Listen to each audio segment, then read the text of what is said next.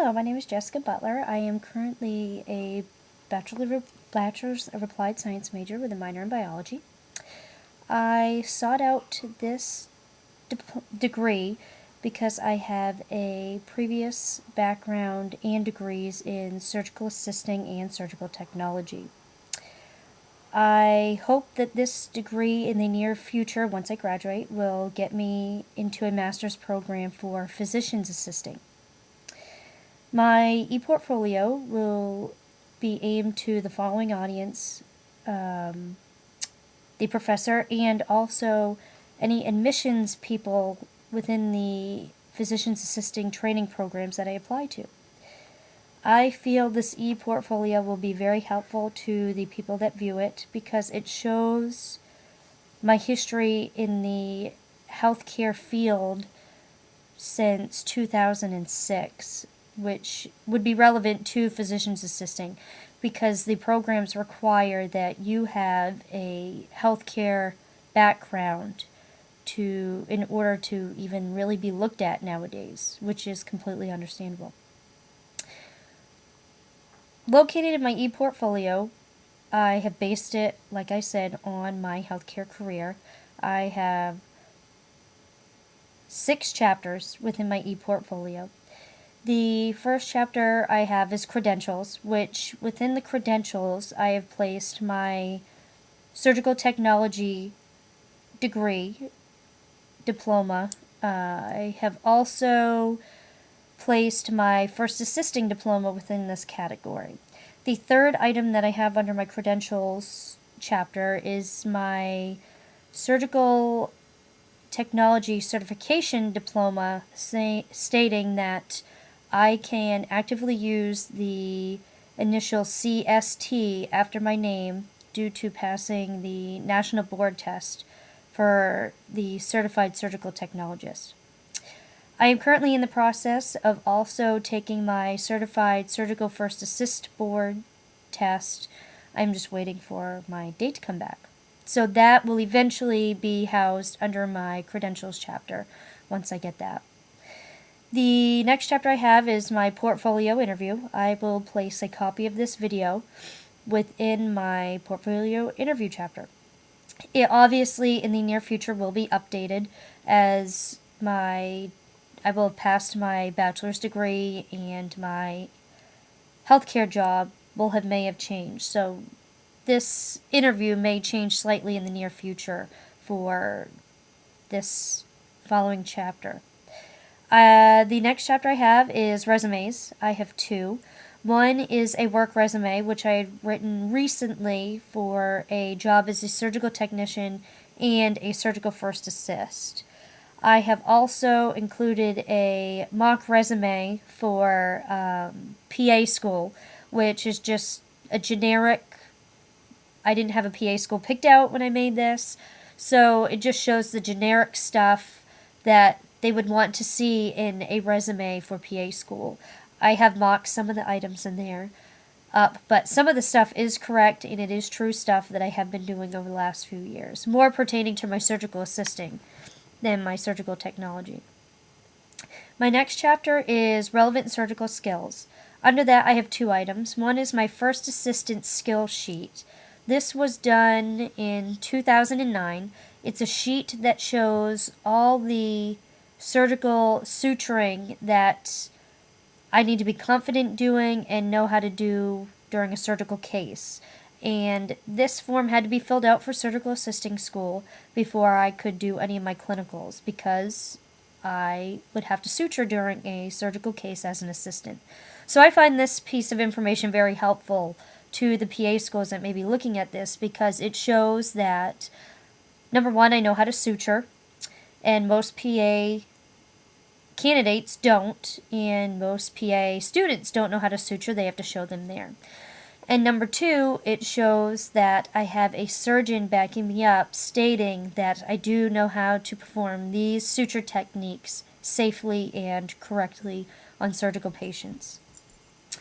The next item I have under my relevant surgical skills is my first assistant job description. This was written by the ASA, which is also known as the Association of Surgical Assistants. This is a group that I am a member of due to being a surgical assistant. They set out these job descriptions, but they also came from the American College of Surgeons, also helped write these items up. So you could look under American College of Surgeons and type in surgical assisting, and it'll pull some of these items up. This item shows the description of my job. It also shows how I should be credentialed, what I need to do to be credentialed, what letters I can use after my name, and it also shows the functions that I can safely perform during a surgical case under the supervision of a surgeon. Now, this may be from positioning a patient to, like I said, suturing a patient, using various local anesthetics and incisions, providing dressing and whatnot. So this gives a detailed list of what I can do during a surgical case safely to help that patient get out of surgery, assist the surgeon, and be more efficient during a surgical case versus just a surgeon and a surgical tech. My next chapter I have is special projects. Under this, I have 2 projects that I had to do in the last couple of years. One of them is a necrotizing fasciitis PowerPoint. I had never done a PowerPoint until I was in microbiology and we had to do a project on some sort of bacteria. I did mine on necrotizing fasciitis because I have seen that in the OR. I was interested in it. I knew the information on it. So I found this piece of information very helpful because this will show the physician's assistant schools that I can do a well-rounded project and that I can also safely educate patients about certain illnesses and diseases or injuries that they may have in a easy to understand way. So I got an A on this project. I thought it was very laid out. I had some surgeons look at it and they thought it was appropriate, so that is why I placed that under special projects. The other special project I have is a total knee arthroplasty case log that I had to write during my first assistant training. This is a great piece to have within my e-portfolio because the admissions office for PA schools can take a look at it and see that I have been with a patient from their pre-op visit to their post-op visits and show that I know what basic studies are. I know how they can figure out what a patient will need during a surgical case. It'll show tests and results that I had to find, and it shows I had to find certain terms. It also shows that I know the step-by-step process of the surgical case from the before the incision is made until the dressing is on the case. So it is a detailed paper. I also have my last chapter as surgical assisting experience. There's only one item under this so far, and this is my surgical assistant case log. This case log goes back from, I think, May of '09. This is a perfect thing, I think, for my e-portfolio because it gives the admissions or the interview person a background of the surgical cases that I've assisted on throughout my time as a surgical assistant.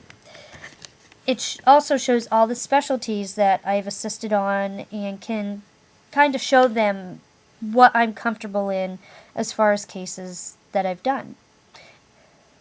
This is a revolving project. It changes every day because I assist all the time. So this item will be updated continuously, especially when I get ready to start applying to PA school. I will have all the updated information as far as my case logs located within this chapter.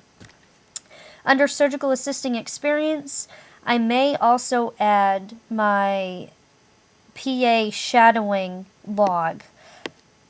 I may make that a different chapter at some point in the near future. I'm currently working on that. You need 20 to 30 hours for PA school, and you have to have a log. So that is a work in progress. That is not why that's why it's not on here yet, because it's not finished, and I didn't feel it appropriate to put it on here yet. I've added some visuals to my e-portfolio to help people get a sense of my background. I've also added some links. Other than that, I think it's a great first e-portfolio. I've never done one before. I think I've done a fairly decent job on it. It can obviously be tweaked all the time, and it will be continually being tweaked while we finish before we have to turn it in. My e-portfolio can be assessed by going to the following website. I will give it to you right now.